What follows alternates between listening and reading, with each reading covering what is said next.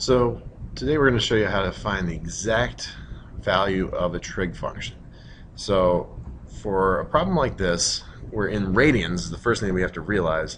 So we want to find the sine of 2 pi over 3. And the first thing you want to do in a problem like this is basically convert it from radians into degrees. So we're going to take our 2 pi over 3 and we're going to multiply that by 180 divided by pi. We put the pi on the bottom so the pi's cancel, and we end up getting 120 degrees. Alright, so we want to find the sine of 120 degrees. That's basically the idea here. So to do so, unless we're using the unit circle, which we're not in AAT, we just draw in 120 degrees somewhere in the third quadrant, because this would be 90. This would be 180. This would be 270.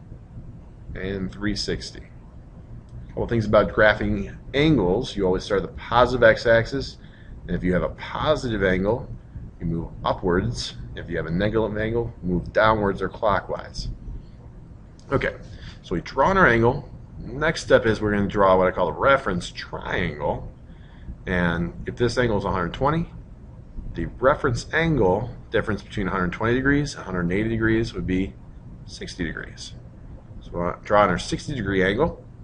Now from here we have a 30, 60, 90, and 60 is always opposite root 3, 30 is opposite 1, and 90 is opposite 2. Once we have that, we're doing sine, so think so, ka, toa. So if we got so, we have opposite root 3 over hypotenuse 2. So our answer is root 3 over 2. And that's basically it. Let's try out another one here. So first thing we got to do is we got to take 11 pi over 6, convert it into degrees. We multiply it by 180 over pi. Pi's cancel out. And now all we got to do is we got to take our calculator out and we multiply this by, well, in the calculator you take 11/6 and you multiply it by 180. So let's try to pull up the calculator here. So in the calculator, what you're really going to type in here is you're going to take that 11 over 6, and then we're just multiplying by 180. So you write times 180, you hit enter, and you get your 330. So 330 degrees is what this ends up giving us. Again, the pi's have already canceled out. I know I had to make that go away for us to actually see the calculator, but we'll be able to work with it in a second. So the 11 over 6, the pi's cancel out, times 180, just the way you see it here, we get our 330. So we're doing tangent of really 330 degrees.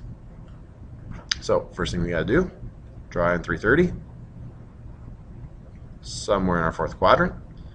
This is 330, this is 360. The reference angle always to the x-axis, in this case, is 30. So we draw our 30, 60, 90, 1, root 3, and 2. And we make sure, and actually, looking back on the last problem, I messed up.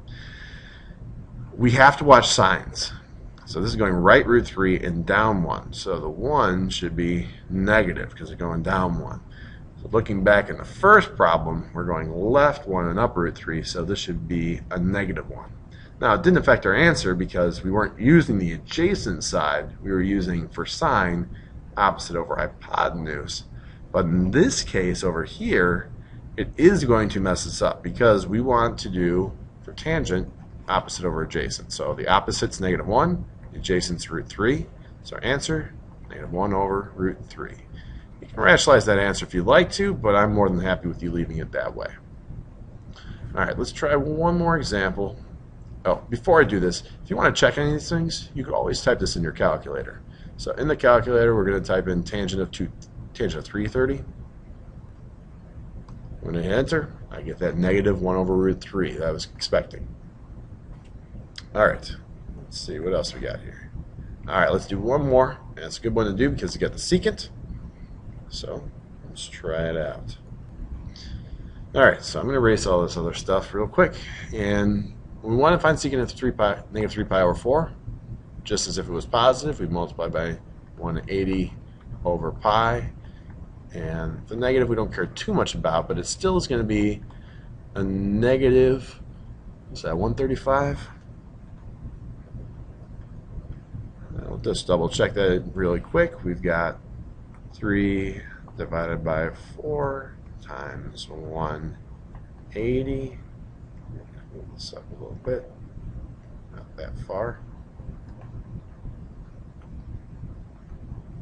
That gives us the 135. Okay, so negative 135, you're used to them because they kind of have to be very certain angles. If they're not something that would have a reference angle that's useful, then we can't really do them. All right, so negative 90 would be down here, negative 180 would be over here. So negative 135 somewhere in this area.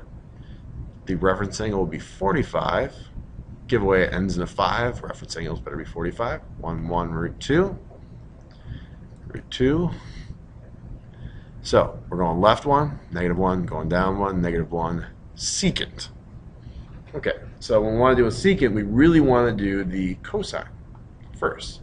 Cosine of 3 pi over 4 or negative 135, doesn't matter how you think of it, we still use our reference triangle.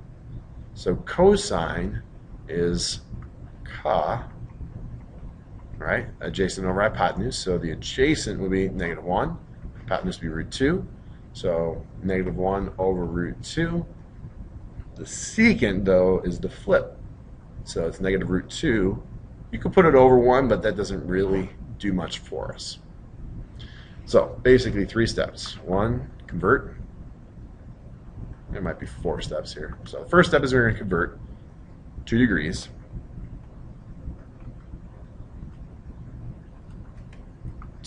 Once we convert degrees, we draw the angle and reference. Here, we'll make that. We'll do this in 4 steps. 3, we draw a reference angle, draw a reference triangle.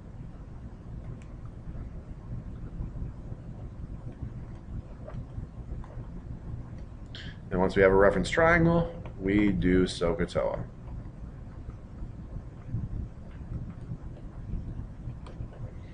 Alright, so go to degrees, draw your angle, put in your reference triangle. And if it's not 30, 60, or 45 degree reference angle, it could be a typo, or it's more likely a problem on your part, but it should be one of those angles, and then you use SOHCAHTOA.